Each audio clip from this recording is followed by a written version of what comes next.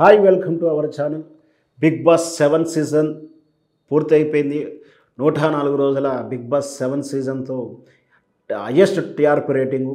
ఒకవైపు సామాన్యుడు రైతు బిడ్డ పల్లవి ప్రశాంత్ గెలవడం, ఆ తర్వాత ఆ రోజు జరిగిన కొన్ని హింసాత్మక సంఘటనలు, పోలీస్ కేసులు వెరసి గత వారం అంతా కూడా బిగ్ బాసే వైరల్ అయింది. బిగ్ బాస్ టాపికే ఎక్కడ చూసినా రచ్చరచ్చగా ఉంది. అయితే వెంటనే బిగ్ బాస్ 7 కంప్లీట్ అయిన వెంటనే బిగ్ బాస్ యాజమాన్యం నెక్స్ట్ సీజన్ బిగ్ బాస్ని ఓటీటీలో సెకండ్ సిరీస్ ప్రారంభించాలని ప్రయత్నాలు చేస్తున్నట్టుగా తెలుస్తుంది. గతంలో కరోనా సమయంలో ఓటీటీలో ఒక సీజన్ చేసింది, అది ఓటీటీ సీజన్ అని వ్యవహరించింది. ఈ తర్వాత అంత భారీ ఎత్తున కాకుండా అంటే శాటిలైట్ విభాగంలో అయితే కొంచెం భారీ ఎత్తునటువంటి ఏర్పాట్లు చేస్తుంది.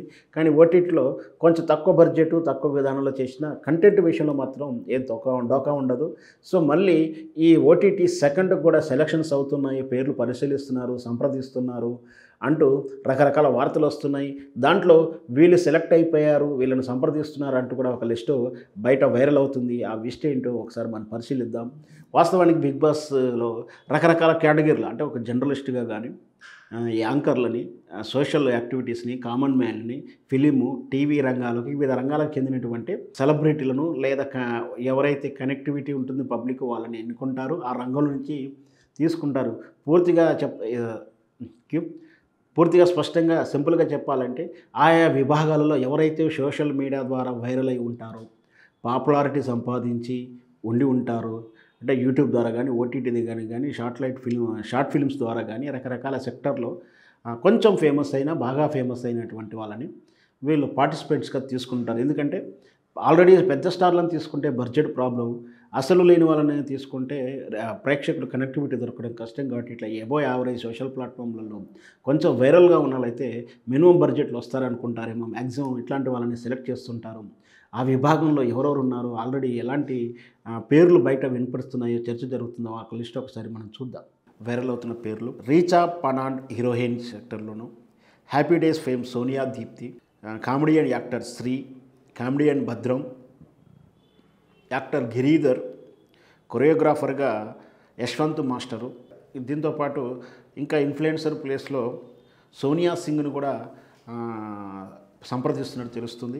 ముఖ్యంగా సోషల్ ప్లాట్ఫామ్లో ఇన్స్టాగ్రామ్ కానీ తదితర ప్లాట్ఫామ్లలో ఇన్ఫ్లుయెన్సర్ ఉన్నటువంటి వాళ్ళని కూడా సంప్రదిస్తున్నట్టు తెలుస్తుంది.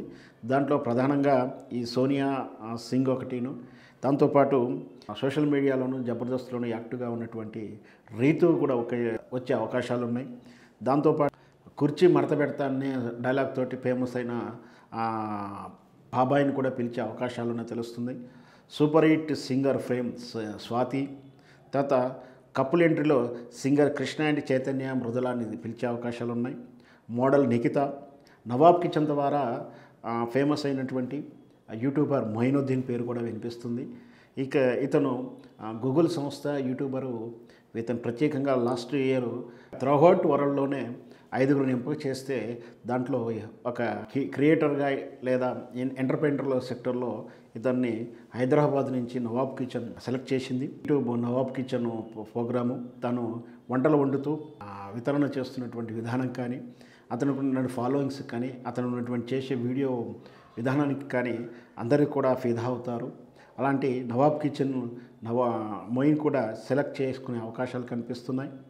తర్వాత air hostess, social media influencer అయిన ప్రణీత, యాంకర్ శివ, దాంతోపాటు బిగ్ బాస్ రివ్యూస్ ఇస్తున్నటువంటి సెక్టర్లో ఇద్దరు పేర్లు వినిపిస్తున్నాయి. అది 65 శ్రీనివాస్, తర్వాత పరిటాల మూర్తి, ఇద్దరు పేర్లు కూడా వినిపిస్తుంది.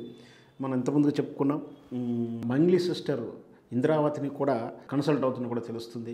మొత్తం మీద బిగ్ బాస్ ఓటీటీ సెకండ్ సిరీస్కు ఇతరతలలో సోషల్ మీడియాలో ఫేమస్ అయినటువంటి వాళ్ళని దాంట్లో పార్టిసిపేట్గా సెలెక్ట్ చేసే అవకాశాలు ఉన్నాయి.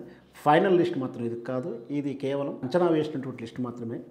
ఇవి మరి బిగ్ బాస్ యజమాని ఎవరిని సెలెక్ట్ చేస్తుందో, చివరికి ఎవరిని ఎంపిక చేసి ఫైనల్ లిస్టులో పంపిస్తుందో వేచి చూద్దాం.